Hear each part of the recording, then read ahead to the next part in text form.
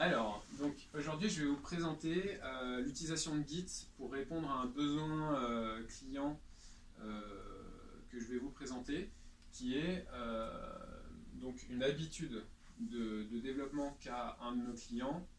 Euh, donc, ils ont pour habitude d'avoir une application dont ils veulent développer des fonctionnalités différentes en même temps et donc pouvoir euh, tester les fonctionnalités de manière séparée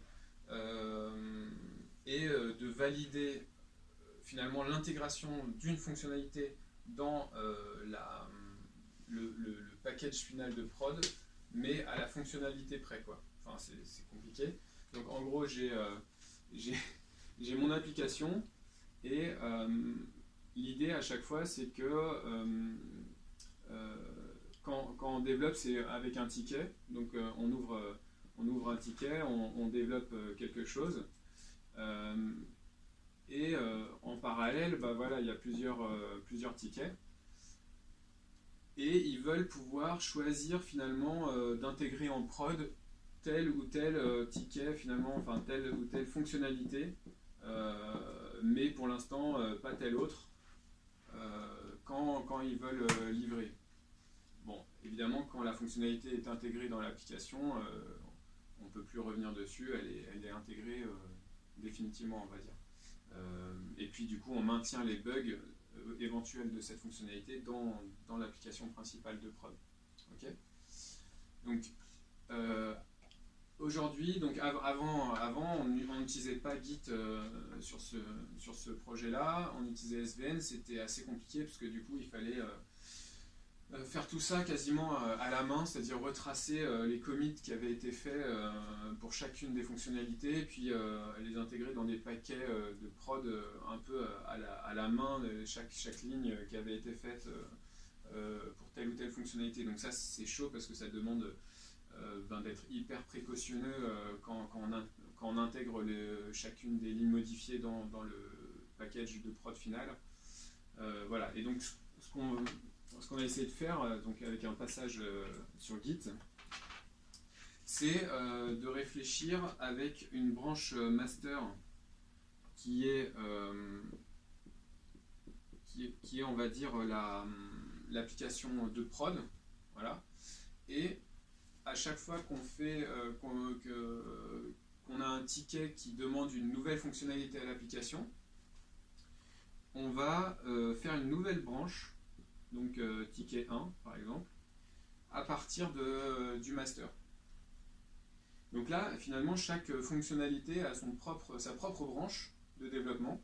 Et donc là, on code, voilà.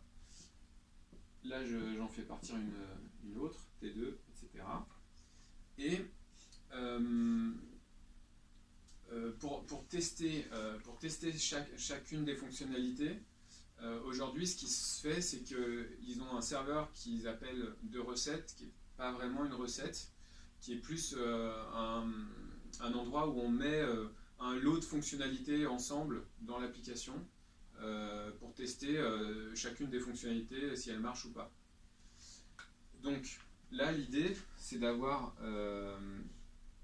à chaque fois pour tester un lot de fonctionnalités avant de les intégrer quand le client dit ok, c'est bon, je veux bien cette fonctionnalité dans le noyau, elle fonctionne, de créer donc une branche, ce qu'ils appellent recette, qui est plus des tests, on va dire. Tests. Imaginons que je veuille tester T1 et T3, les deux fonctionnalités à la fois. Du coup, pour créer le package de tests actuel, je vais devoir forker mon master avant T1 et T3, donc ici. Donc là, en gros, c'est lui qui va... À chaque fois, je détruis ce test. D'ailleurs, on pourrait même créer une branche à chaque nouveau test. C'est ce qu'on s'était dit. C'est créer test du test semaine 51. Enfin voilà. Et donc là, je crée mon nouveau projet. Hop. Et je merge chacune des fonctionnalités que je veux tester dedans. Donc par exemple, je vais merger lui là-dedans et je vais merger la T3 là-dedans. Donc là, ça va me faire que mon package de test, là, je vais pouvoir tester directement ces deux fonctionnalités en utilisant Git à sa meilleure puissance, c'est-à-dire que Git, finalement, je merge un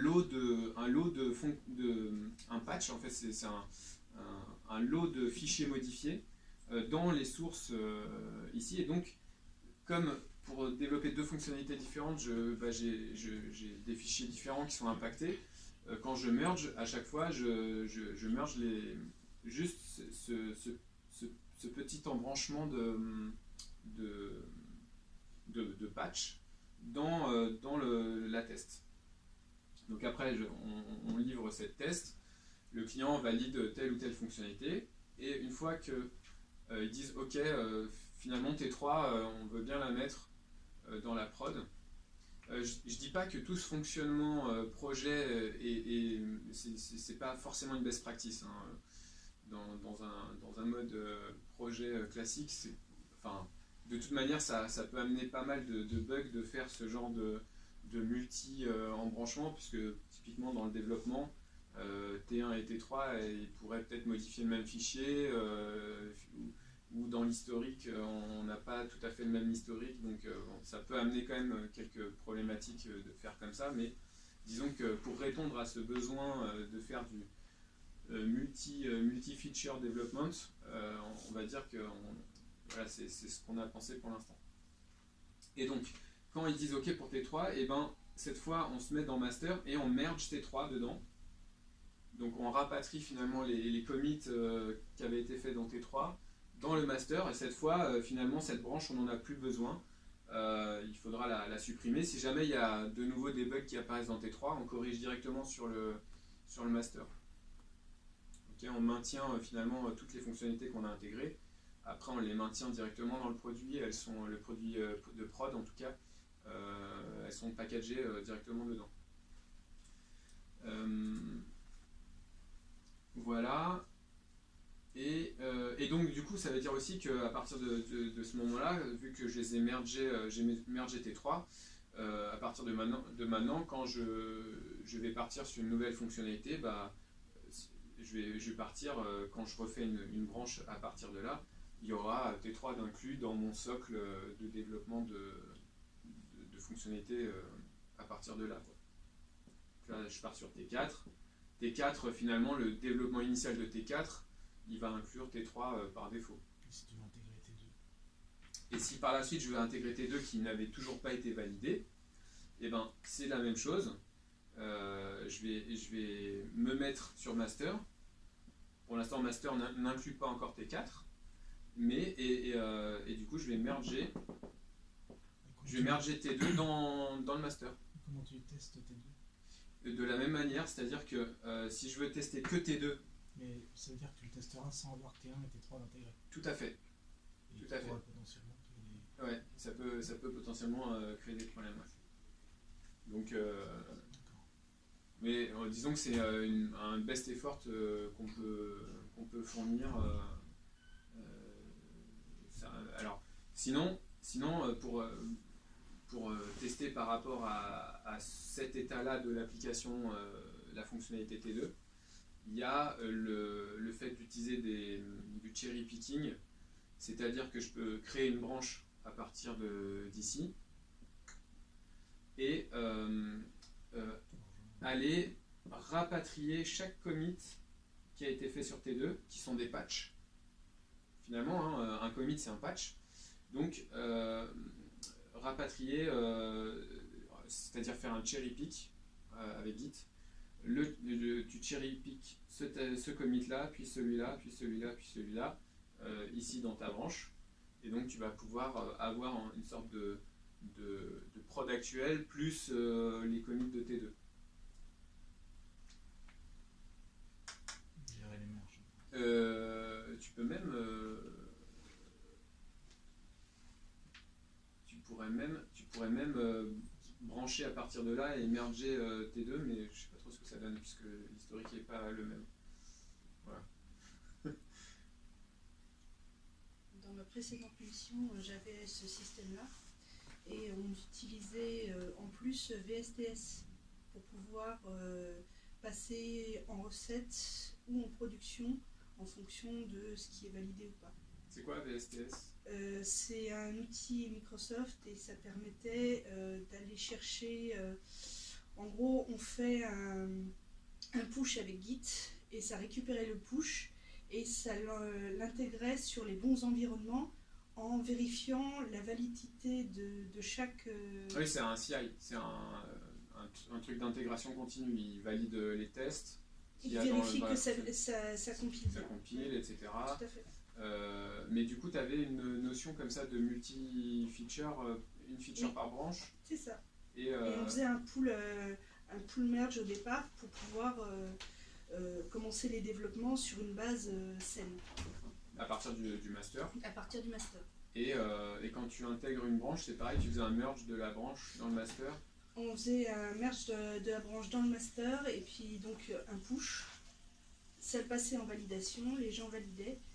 Une fois que tout était OK, on demandait le passage en production. D'accord. Et pour ça, tu avais peut-être aussi le fait de pouvoir tester chaque fonctionnalité de manière unique. Aujourd'hui, on a un petit... le cas d'utilisation client, c'est que pour recéter, pour tester chacune des fonctionnalités, il demande à les intégrer dans un même produit final intermédiaire. Là où peut-être ce qui serait le mieux, c'est de pouvoir tester vraiment chaque fonctionnalité, c'est-à-dire je teste cette branche, je build le produit de cette branche-là, je le mets sur un nouveau serveur, ce sera le nom de l'application T2 par exemple pour ce ticket, mais c'est l'application avec le ticket, juste lui quoi, pour éviter les effets de bord des autres tickets potentiellement. Et là bon, après quand tu as un truc d'intégration continue où tu peux faire popper X serveurs, là c'est vraiment le mieux. Là pour le coup ils n'ont qu'un seul serveur de recettes et donc du coup on est un peu limité par le matériel. Voilà. J'ai pas dit que c'est un fonctionnement terrible à suivre par ailleurs. Le mieux c'est d'avoir une seule version de ton application, de gérer avec le client au début par exemple de sprint ou de notion de temps. On part pour 2 semaines, quelle fonctionnalité vous voulez voir tout de suite, et d'avoir une seule version ensuite. On intègre les fonctionnalités qui ont été définies dans la période de temps et après on n'y retouche plus quoi. Mais dans ce cas-là, l'historique du client fait qu'on fonctionne comme ça et c'est pas dit que ça va peut-être changer par des conseils. Mais voilà. Est-ce que vous avez des questions? Eh ben, merci beaucoup. Au revoir.